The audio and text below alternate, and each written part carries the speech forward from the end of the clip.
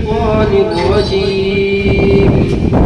بسم الله الرحمن الرحيم. يا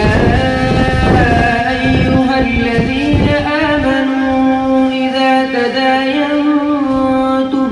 بدين إلى أجل مسمى فاكتبوه وليكتب بينكم كاتب بالعدل ولا يأب كاتب أن يكتب كما علمه الله فليكتب وليملل الذي عليه الحق وليتق الله ربه ولا يبخس منه شيئا فإن كان الذي عليه الحق سفيها أو ضعيفا أو لا يستطيع أن يمل هو فليملل وليه بالعدل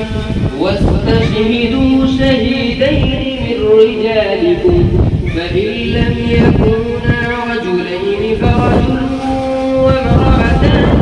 ممن ترضون من الشهداء أن تضل إحداهما فتذكر إحداهما الأخرى ولا يأبى الشهداء